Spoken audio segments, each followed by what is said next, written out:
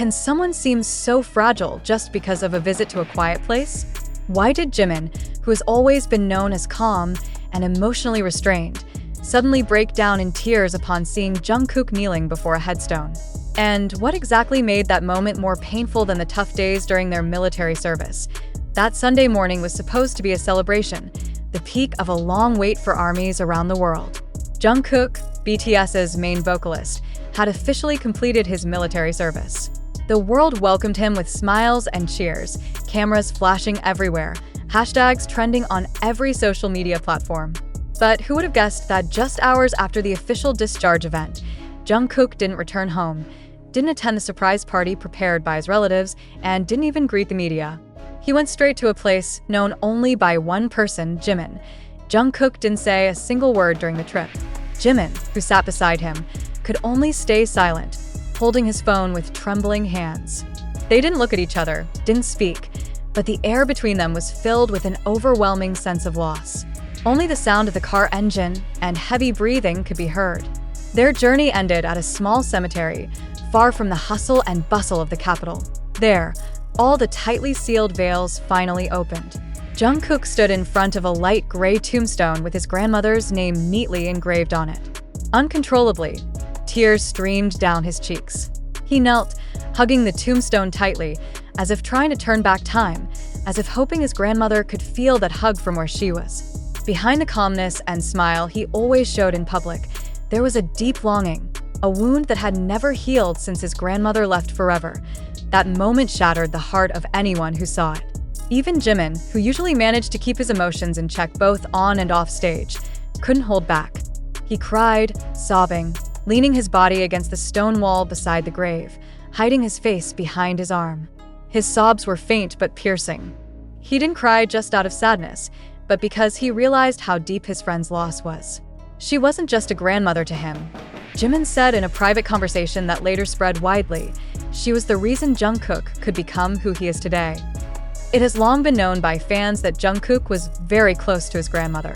She was a parental figure during many phases of his life. She always supported Jungkook in chasing his dreams, even when the world saw his dream of becoming a singer as just a child's fantasy. While other teenagers played and studied freely, Jungkook had already left home for rigorous trainee training. Yet behind all that loneliness, he always remembered his grandmother's message. Don't give up. The world may be unfair, but you must remain honest and work hard. When he finally debuted and the world knew him as one of the brightest stars, Jungkook repeatedly mentioned his grandmother's name in his speeches. But that pride could no longer be shared directly. She left just as Jungkook began to feel he had reached a place worth being proud of. And that's the wound he never showed until that day. Jimin knew everything. He knew about the quiet nights at the military barracks, where Jungkook would sit staring at the sky and quietly say, if only she were still here. He knew about the dream of his grandmother disappearing just as she was about to be hugged.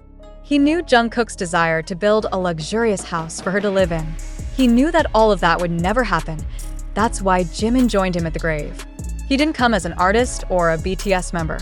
He came as a friend who knew very well that not all wounds heal with time. And when he saw Jungkook hugging that tombstone with trembling arms, when he heard his friend's voice quivering as he said, "Grandma, I'm back," Jimin's tears broke instantly. The recording of that moment was accidentally leaked. There was no intention to make it public. But once the public found out, the reaction wasn't cheers, but silence. Fans all over the world were struck, unable to believe that the strong figure they had long admired could cry that hard. They started re-uploading old videos where Jungkook mentioned his grandmother with eyes always glistening. One video showed Jungkook saying, "If grandma were still here, I'd want to take her around the world." Comments flooded that video, filled with prayers and condolences, but what was more surprising was the fact that came to light a few days after that moment. Unknown to the public, Jungkook had donated most of his military salary to several nursing homes. There was no press release, no Instagram post. Even his management team wasn't informed beforehand. In a private message later discovered by insiders, Jungkook simply wrote, "I want to bring joy to others the way my grandma used to bring joy to me." Jimin, who found out about this, didn't say much. He just nodded, smiled faintly, then said to someone who approached him, "That's how he is. He never talks." but silently, he always gives. Now the question is, are we ready to see another side of the idols we've always admired on stage? Are we ready to support them not just at the peak of their careers, but also through their deepest grief that they've hidden from the world?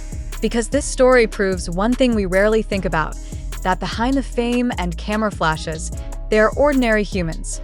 Humans who grieve, who miss, and who cry. Just like us, for Jungkook, visiting his grandmother's grave wasn't just a ritual. It was an outlet for a longing that was never fulfilled. It was an acknowledgement that not everything can be resolved through success. And for Jimin, seeing his friend cry was a reminder that behind every achievement, true strength isn't about who can endure the longest, but who dares to show that they, too, can be fragile. This moment has opened many people's eyes that BTS is not just about music and stage. They are about genuine love, profound loss, and irreplaceable friendship. And perhaps that's the reason they're not just idols, but part of so many people's lives. We cannot turn a blind eye to the fact that this information first emerged from various social media, TikTok, YouTube, Twitter, and several fanbase accounts that clearly have an interest in maintaining their idol's presence amidst the digital information stream. So it's reasonable to ask, are we witnessing an honest emotional reality, or a scenario constructed to preserve the image and relevance of a public figure?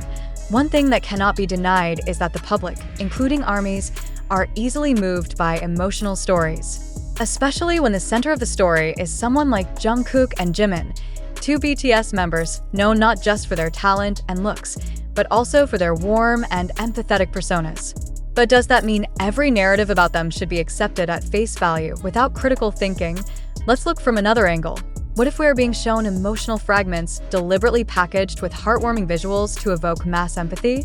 Isn't it true that in entertainment, especially in today's digital era, personal narratives are often capitalized as tools to strengthen fan loyalty?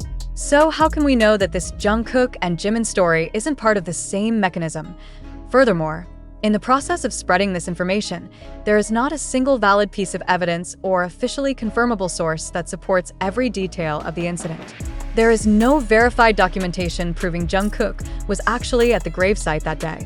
No direct statement from them affirming that the moment happened as portrayed in viral articles. Shouldn't this be enough reason for us to raise an eyebrow and ask, is this the truth? Or just a version we want to believe?